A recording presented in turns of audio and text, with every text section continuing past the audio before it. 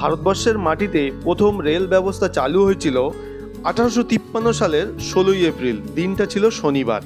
আপনারা ভাবছেন হঠাৎ কেন আমি রেল ব্যবস্থা নিয়ে কথা বলছি? কারণ আজকে আমি আপনাদেরকে ভারতীয় রেল ব্যবস্থার কিছু পুরনো লোকোমোটিভ এবং জানা অজানা কিছু তথ্য জানাতে এসেছি। তো চলুন শুরু করা যাক। হ্যালো বন্ধুরা, আমি হাফিজুল চলে এসেছি আবার একটা নতুন ব্লগ ভিডিওতে। আর আজকে আমি আপনাদেরকে নিয়ে এসেছি কলকাতার মধ্যেই অবস্থিত একটা রেল মিউজিয়াম। আর এই রেল মিউজিয়ামটা কোথায় আছে, কিভাবে আসবেন, সম্পূর্ণটা আমি আমার এই ভিডিওর মধ্যে দেখাবো।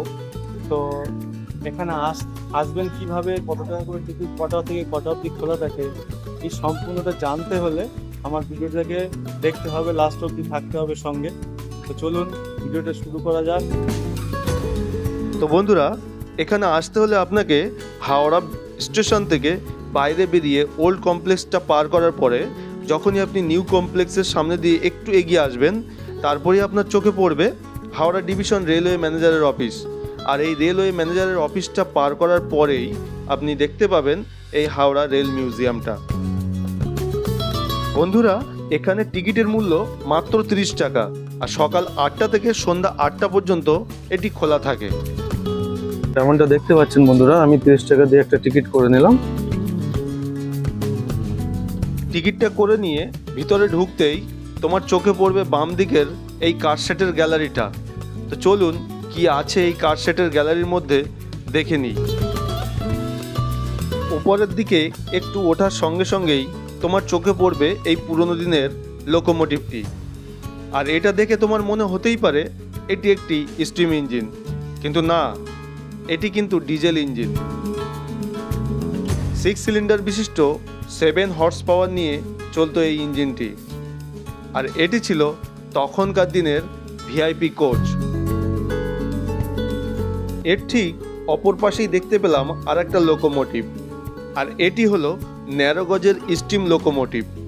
এটি তৈরি হয়েছিল গ্লাসগোতে নর্থ ব্রিটিশ কোম্পানি দ্বারা, আর এটি চলেছিল 1926 সাল থেকে 1996 সাল পর্যন্ত। এটির ভিতরটা অনেকটা আজকালকার চেয়ার কারের মতো। সময়ের বিবর্তনের বিভিন্ন লোকোমোটিভের মডেল এখানে সাজানো আছে, দেখতেই পাচ্ছেন। এটি হলো কলকাতার টালিগঞ্জ দমদম মেট্রো রুটের প্রথম বা সব থেকে পুরনো কোচ। যারা বড় হয়ে লোকো পাইলট হতে চাও তাদের জন্য বিশেষ করে এটি একটি আদর্শ জায়গা। এটি একটি ন্যারোগজ বাষ্পচালিত BK-13 মডেল, আর এটি 1917 সাল থেকে 1992 সাল পর্যন্ত চালানো হয় বর্ধমান কাটোয়া মেন লাইনে। এটি একটি হাইড্রোলিক ট্রেন। সাধারণত এই ট্রেনগুলোকে তৈরি করা হয় বিপর্যস্ত ট্রেনগুলিকে সরাতে বা উদ্ধার করার কাজে লাগাতে। এই ট্রেনগুলি মূলত 30 টন পর্যন্ত ওজন তুলতে সক্ষম হয়। বন্ধুরা, এখন আপনাদেরকে যেটা আমি দেখাবো সেটা হচ্ছে মূলত রেল বাস। আর এই রেল বাসটা এখন আর চলে না, ঠিক আছে? তো দেখুন, এটা দেখতে বাসের মতো হলেও এটা অ্যাকচুয়ালি রেল বাস বলা হয়। আর এটা সাধারণত কোন লাইনে চলে জানি না, সম্ভবত এখন আর এগুলো নেই, এগুলো বন্ধ করে দিয়েছে সরকার থেকে। তো যদি কোনো জায়গায় চলে, এরকম যদি কারো জানা থাকে অবশ্যই আপনারা কমেন্ট করবেন। দেখতে পাচ্ছেন এটাকে রেল বাস বলা হয়। দেখতে বাসের মতো ঠিকই, কিন্তু এগুলো অ্যাকচুয়ালি রেল বাসই বলা হয়। এটি একটি ডিজেল লোকোমোটিভ যা ইন্দোপোস্ত নামে পরিচিত। 1968 সালে চিত্তরঞ্জন লোকোমোটিভ ওয়ার্কশপ দ্বারা নির্মিত। ভারতীয় রেল ব্যবস্থার সবচেয়ে প্রাচীনতম সংরক্ষিত শান্টিং লোকোমোটিভ ছিল এটি।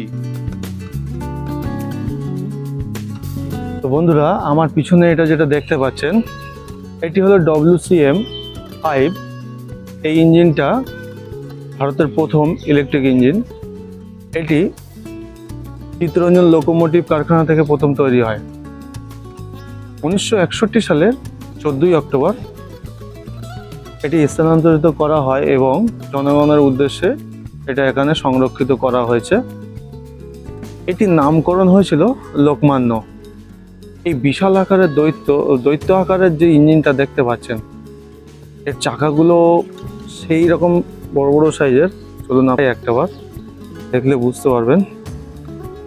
এই বিশাল বিশাল চাকা আর এই বিশাল ইঞ্জিন আজকে এই মিউজিয়ামে শোভাবর্ধন করে চলেছে।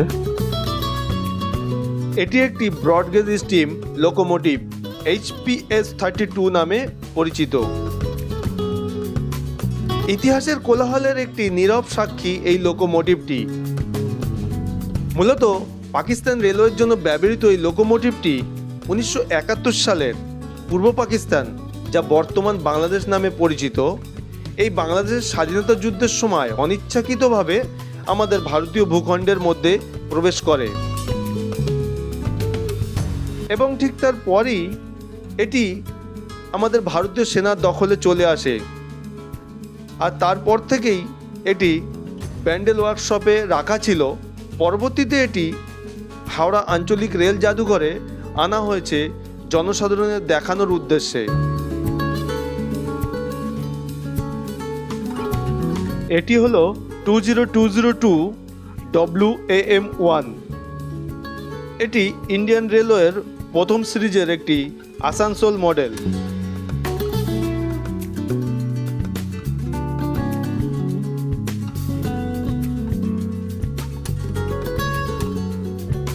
আমার ভিডিওটা যদি আপনাদের ভালো লেগে থাকে তাহলে ভিডিওতে অবশ্যই একটা লাইক করে দেবেন আর চ্যানেলটাকে সাবস্ক্রাইব করে নেবেন। পাশে থাকা বেল বাটনটাকে অন করে দিয়ে নোটিফিকেশন অল করে নেবেন, তাহলে পরবর্তী ভিডিওগুলো সবার আগে পেয়ে যাবেন।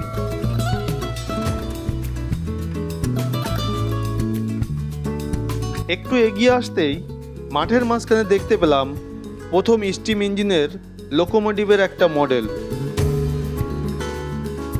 আর এই থেকে পরবর্তী প্রজন্ম বা রেল বিবর্তনের শুরু হয়েছিল।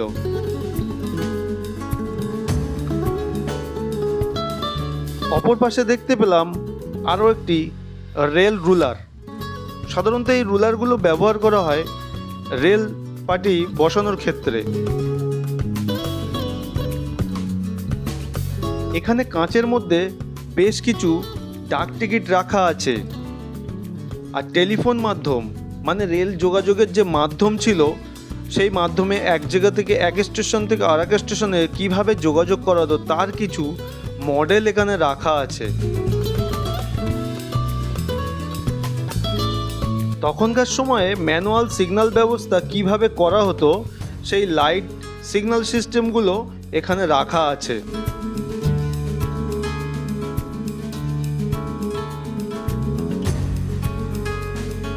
রেলের সিগন্যাল ব্যবস্থা কিছু জিনিসপত্র এখানে রাখা আছে, কিভাবে লাইন পরিবর্তন করা হতো এবং সিগন্যাল ব্যবস্থা ছিল ম্যানুয়াল, সেই জিনিসপত্রগুলো এখানে রাখা আছে।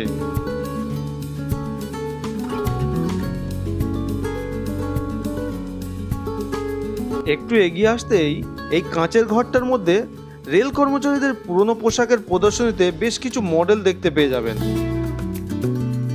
যেমন তার মধ্যে আছেন station master, rail guard, lever guard, কুলি, rail police, porter, signal guard. প্রত্যেকেরই মডেল এখানে সাজানো আছে।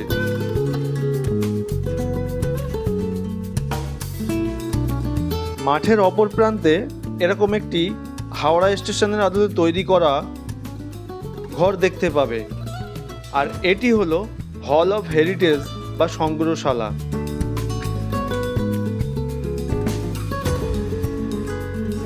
ভারতীয় রেলের বেশ কিছু পুরনো দিনের নথিপত্র, পুরনো ছবি এবং হাওড়া স্টেশনের একটা মডেল, অয়েল ল্যাম্প, বহু কিছু এখানে সাজানো আছে, দেখতে পারেন। রেল বিবর্তনের স্টিম ইঞ্জিন থেকে শুরু করে আজকের দিনের বন্দে ভারত পর্যন্ত যতগুলো কম বেশি মডেল চেঞ্জ হয়েছে তার কিছু ছবি এখানে প্রদর্শন করা আছে। আমার ভিডিওটা কেমন হয়েছে অবশ্যই একটা কমেন্ট করে যাবেন আর বন্ধুদেরকে শেয়ার করে দেবেন। সম্পূর্ণ ভিডিওটা দেখার জন্য ধন্যবাদ আপনাকে।